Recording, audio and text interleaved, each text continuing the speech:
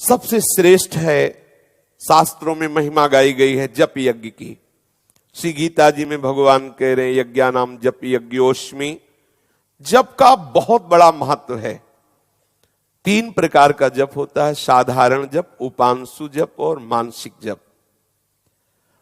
पूर्व से उत्तर ये 10 गुना अधिक फलदायक माना गया है। विधि यज्ञा जप यज्ञो विशिष्टो 10 गुणैः उपांशु स्यात् शतगुणः साहस्रो मानसः स्मृतः। दर्श पौर्णमासादि ये जो विधि विधान से यज्ञ की जाती है, उन यज्ञों से श्रेष्ठ यज्ञ, सबसे बड़ी यज्ञ है जप यज्ञ। विशिष्टो, सबसे श्रेष्ठ यज्ञ। जितनी भी यज्ञ वर्णन की गई उनमें सबसे श्रेष्ठ यज्ञ है जप यज्ञ। उन जप यज्ञ में सबसे पहला होता है वाचिक जप,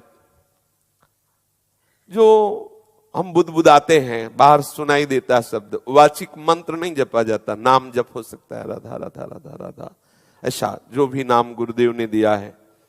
मंत्र केवल उपांश और मानसिक ही जपा जाता है।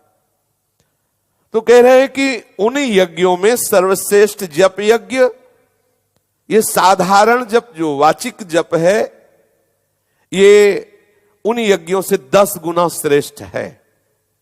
हम जो नाम जप कर रहे, अश्वमेध यज्ञ, राजसूय यज्ञ, बड़ी बड़ी जो यज्ञ हैं, उनसे 10 गुना श्रेष्ठ फल मिलता है जो वाचिक नाम जप करता है। साधारण जप इसे कहते हैं। उपांशु जप उससे श्रेष्ठ है 100 गुना, उससे 100 गुना श्रेष्ठ उपांशु, और 1000 गुना श्रेष्ठ है मानसिक। उपांशु में होता है कि आप कुछ जप रहे हैं, लेकिन क्या जप रहे हैं ओठ के बाहर नहीं आना चाहिए, बस ऐसे लग रहा है कि आप जप रहे हैं।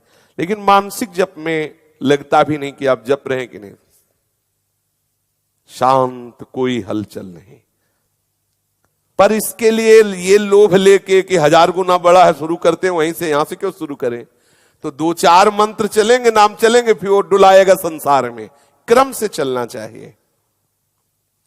जब तक अजपा जाप प्रारंभ ना हो जाए तब तक उपांशु पर दृष्टि रखनी चाहिए, नहीं तो चूक हो जाएगी। बहुत चंचल मन है, आपको निकाल देगा भजन से, अलग कर देगा। शाखा प्रशाखाए भागता रहता है बंदर की तरह। इसको अगर पकड़ना है तो जिभ्याग्रे वर्तते नाम तुभ्यम उपांशु।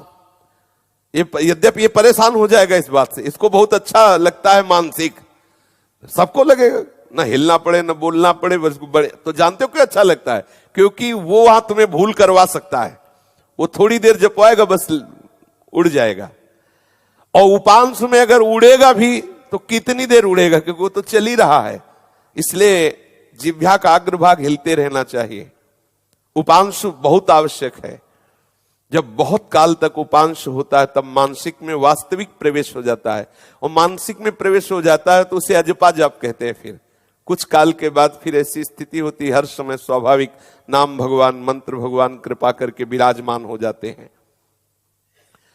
जो फल वाचिक जप के 1000 मंत्रों से होता है, वही फल उपांशु जप के 100 मंत्रों से हो जाएगा, और मानस जप के 1 मंत्र से हो जाएगा। मानस में 1 बार मंत्र जप किया तो वाचिक में जो 1000 बार बोले, वो 1 बार मन से चिंतन करते हुए राधा बोले तो 1000 बार राधा का फल है। पर फल फूल में मत फंसना कि इधर फल का चिंता, बोले मानसिक ही करना है तो जरा सा आके बस फिर भाग जाएगा वो। फिर संसार में हमको निरंतरता बनाए रखने के लिए सावधानी रखनी है। उच्च स्वर से होने वाले जप को साधारण जप कहते हैं, परंतु ये कीर्तन नहीं है, ये कोई कीर्तन नहीं है। इसमें बुदबुदाना जैसा होता है, राधा वल्लभ राधा वल्लभ राधा वल्लभ राधा वल्लभ राधा वल्लभ, ऐसा। जिह्वा और ओठ हिलते, परंतु शब्द क्या है ये पता नहीं, तो उपांशु। सामने वाला नहीं जान पा रहा क्या जप रहे, उपांशु। न जिसमें जीभ हिलती है और न ओठ हिलते हैं, गंभीर अंदर ही अंदर, उसे मानसिक जप कहते हैं। उच्च स्वर से उपांश उत्तम, उपांश से मानसिक उत्तम। ये जप की विधि है। कोई भी ऐसा देवता नहीं जिसको मंत्र के द्वारा अधीन न किया जा सके। इसलिए सब देवताओं के परम देवता प्रभु श्री हरि जब अधीन हो जाते हैं, सुमिर पवन सुत पावन नामू, अपने बस करी राखे रामू।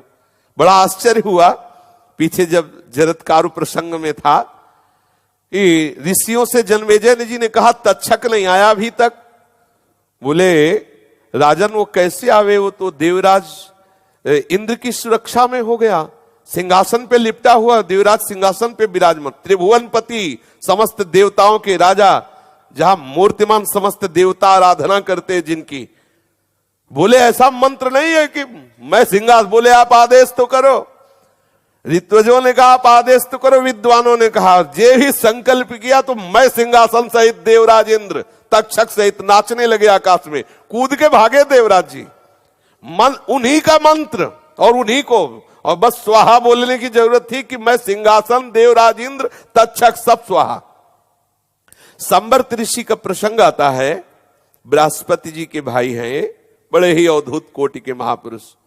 जब मरुत जी इनको यज्ञ के लिए वर्ण करके आचार्य रूप से लाए, तो देवराज ने जब सुना कि संवर्त ऋषि मरुत की यज्ञ करा रहे हैं तो कांप गए, क्योंकि बड़े ही अद्भुत कोटि के महापुरुष। और वशिष्ठ जी करा रहे थे देवराज इंद्र की, जबकि वशिष्ठ जी आचार्य थे मरुत जी के, पर देवराज इंद्र जैसा जजमान मिला तो उन्होंने इनको छोड़ दिया। इसीलिए देवर्षि नारद की प्रेरणा से संवर्त ऋषि को इन्होंने आचार्य रूप से वर्ण किया। जे भी यज्ञ में बैठे तो मरुत से कहा कि होश में रहना, अब अगर ब्रह्मा भी आके मना करें कि इनको आचार्य पद से हटा दो तो हटाने की बात मत सोचना, नहीं भस्म कर देंगे, हम ऐसे वैसे आचार्य नहीं। बोले देवराज परेशान करेंगे, बोले उसकी चिंता मत करो। जे ही बैठे तो अग्नि देवता को देवराज ने भेजा कि जाओ मना कर दो कि हम तुम्हारी आहुति स्वीकार नहीं करेंगे। संवर्त ऋषि ने कहा अग्नि अब सावधान होकर जितना हम कहें उतना ही करना, नहीं भस्म कर दूंगा। आप समझो, अग्नि को संवर्त ऋषि ने मंत्र बल से कहा, महाभारत में कथा है, मैं तुम्हें भस्म कर दूंगा। मंत्र में कितनी बड़ी सामर्थ्य है। साक्षात सर्वेश्वर प्रभु मंत्र के बल से ही तो प्रसन्न होकर आ जाते हैं, अधीन हो जाते हैं मंत्रवेत्ता के प्रति। इसलिए निरंतर मंत्राकार वृत्ति, नामाकार वृत्ति